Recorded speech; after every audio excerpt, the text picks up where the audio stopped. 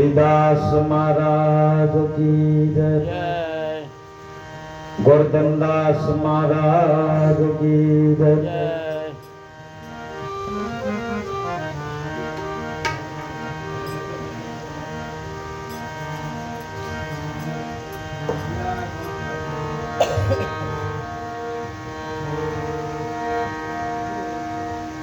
संत सपूत ने तुमड़ा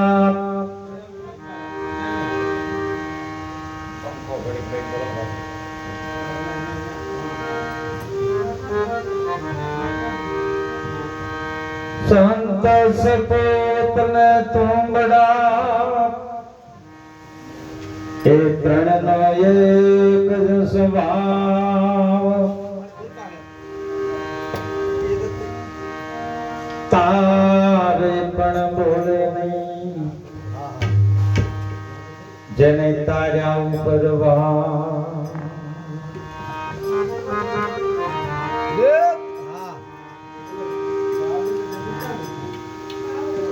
संत सपूत ने तुमड़ा ત્રણનો એક જ સ્વભાવ તારે પણ બોલે નહીં જેને તાર્યા ઉપર હોય ભાવ संत तनो होत संसार में तो जली जात ब्रह्मांड अज्ञान केरी लहर में ठारत ठानो ठान महापुरुष कैसे आ जगत ने अंदर जो संत नो होत तो आ जगत जगी गયું હતું આદિ વ્યાધિ અને ઉપાધિ આ ત્રિવિધિના તાપની અંદર આખું જગત જગી રહ્યું છે એમાંથી કોઈ છોડાવનાર હોય તો મહાપુરુષ સદગુરુ છે કારણ કે સદગુરુ કોઈ વ્યક્તિ નથી પારસમણે કોઈ પથ્થર નથી અને કામધેનુ ગા નથી અને કલ્પવૃક્ષ કોઈ ઝાડ નથી સદગુરુ કોઈ વ્યક્તિ નથી અને સદગુરુને જો વ્યક્તિ માન્યા તો ધોળા દીએ ભૂલા પડ્યા એટલે સદગુરુ કોઈ વ્યક્તિ નથી પારસમણે કોઈ પથ્થર નથી અને કામધેનુ ગા નથી અને કલ્પવૃક્ષ છે ને ઈ ઝાડ નથી પણ આ મહાપુરુષની ઉપમા આપી છે महापुरुष सदगुरु एक कामधेनु गा समान से सदगुरु संत एक कल्प वृक्ष समान से એટલે કદાચ તમે સદગુરુ સંતના ચરણે જાઓ અને એના સાનિધ્યમાં બેઠા પછી કોઈ દી ખોટી કલ્પના ન કરતા કારણ કે કલ્પ વૃક્ષમાં એવો ગુણ છે કે એના ઝાડ નીચે બેઠા પછી જેવી તમે કલ્પના કરો ને એવી વસ્તુ હાજર થાય એમ પારસમણી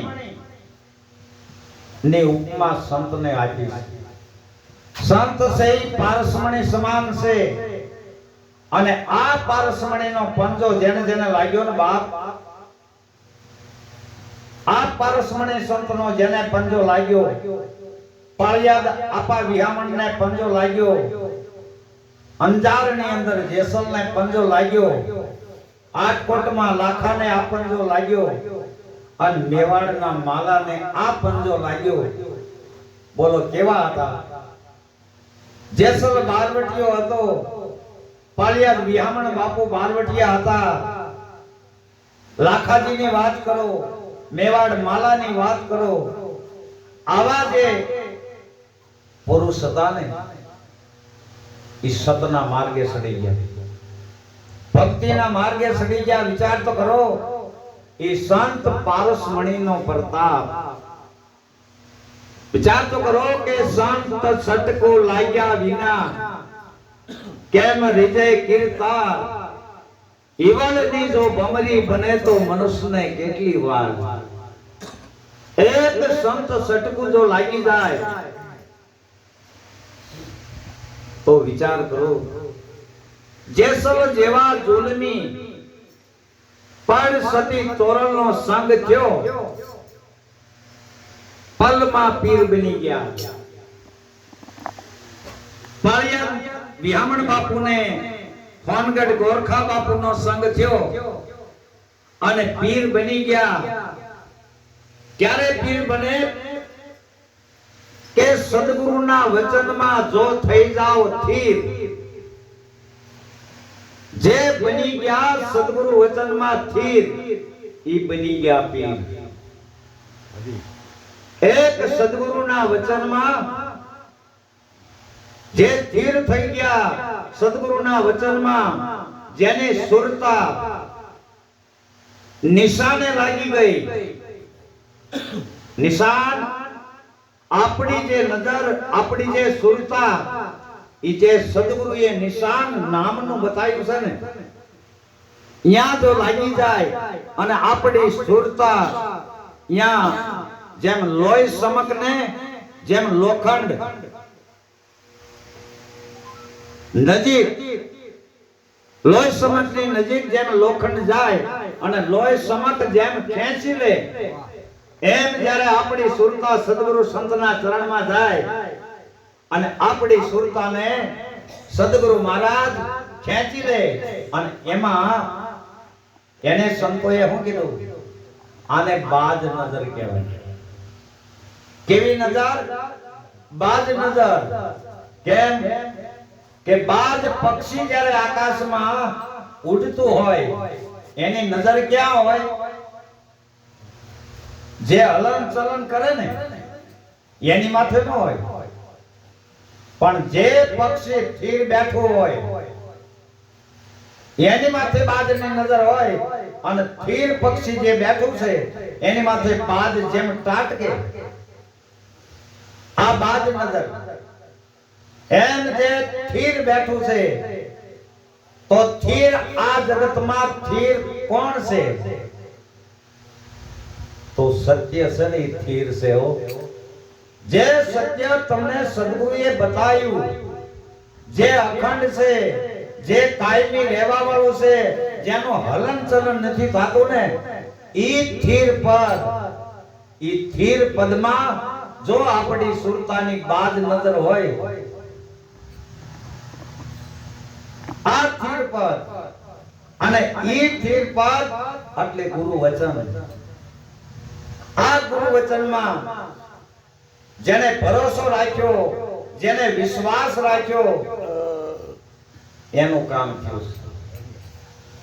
ગુરુ વચનમાં સબરીને કેટલી નિષ્ઠા હતી કે મારા ગુરુએ કીધું છે કે એક દિવસ આ ઝૂંપડીએ રામ આવશે. મારા ગુરુએ કીધું છે એટલે મારા ગુરુના વચન કોઈ દી મિથ્યા થાય નહીં. અને ગુરુના વચન ઉપર એટલી બધી નિષ્ઠા, એટલો બધો ભરોસો રાખી અને સબરી આશ્રમમાં બેહી ગઈ.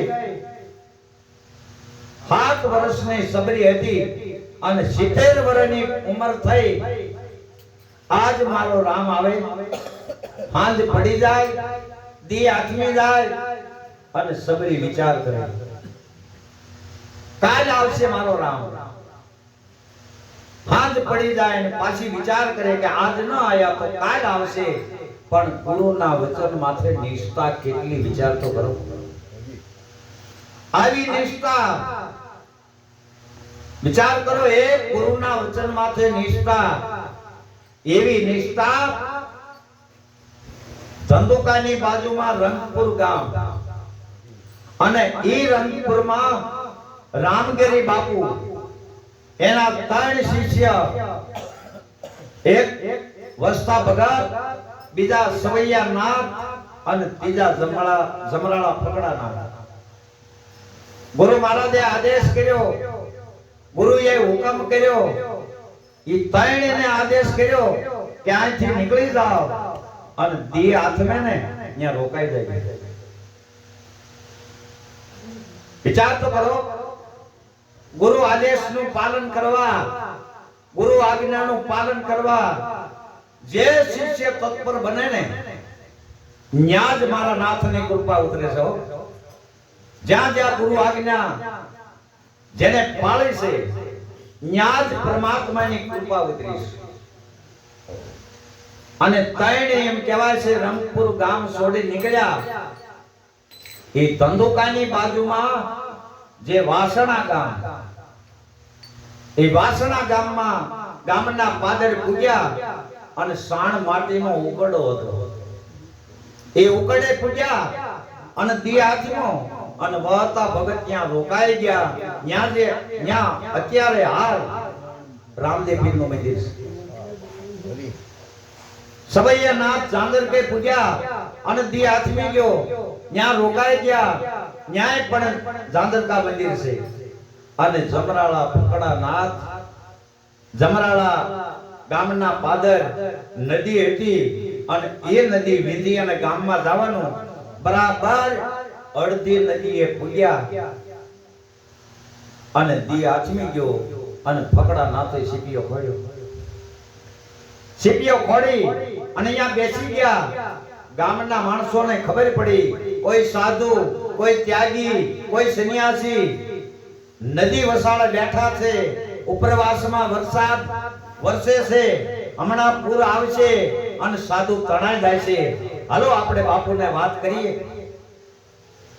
ગામના માણસો આવી નદીએ અને ફકડાનાથને કીધું, બાપુ ઉપરવાસમાં વરસાદ વરસે છે, હમણાં નદીમાં પૂર આવશે અને બાપુ તમે બહાર નીકળી જાઓ, નકર આ પાણી છે ને તમને તાણી દેશે.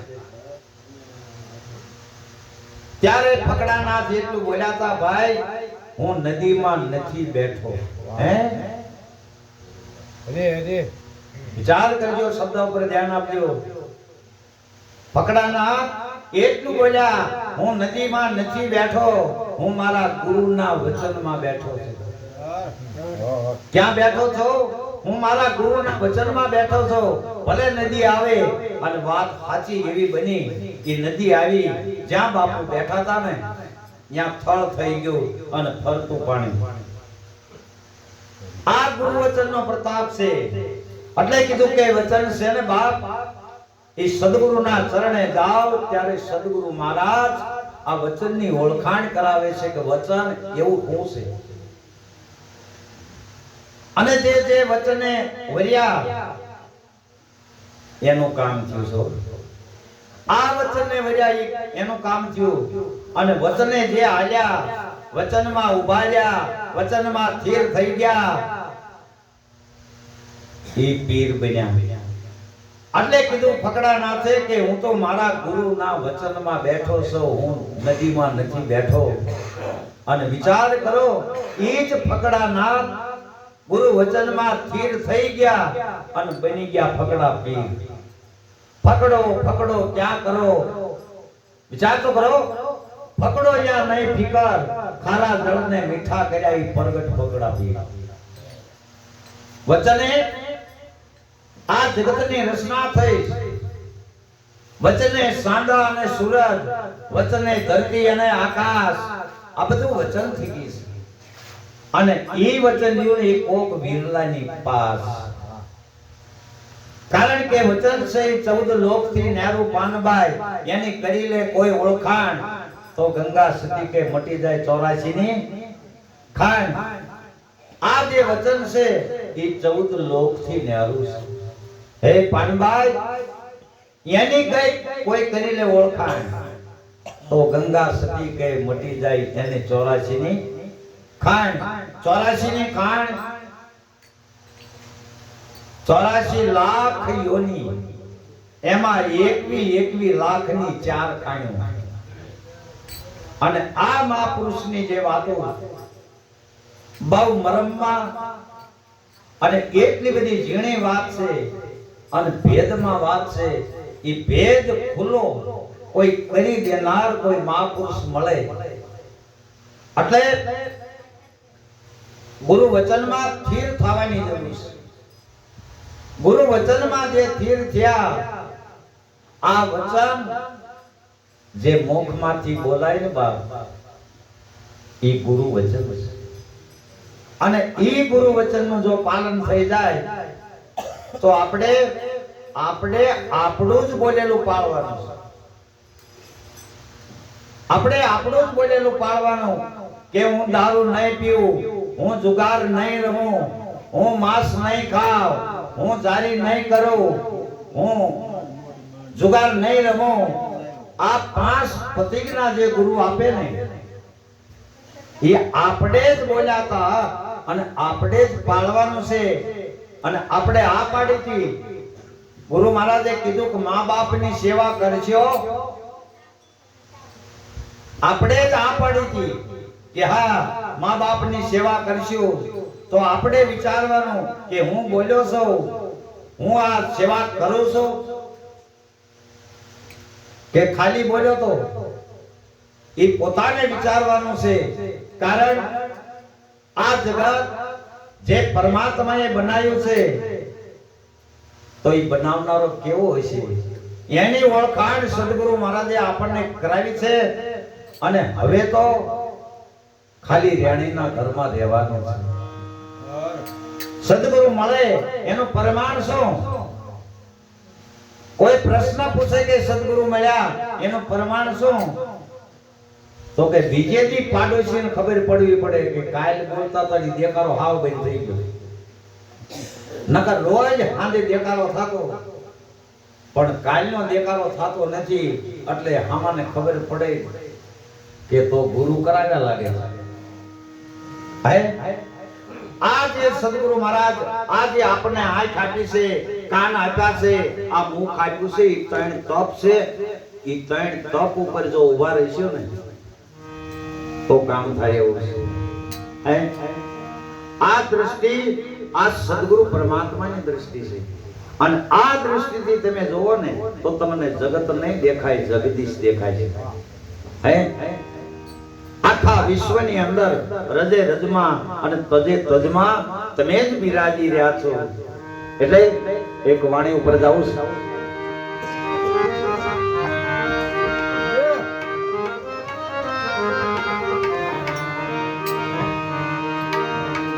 આ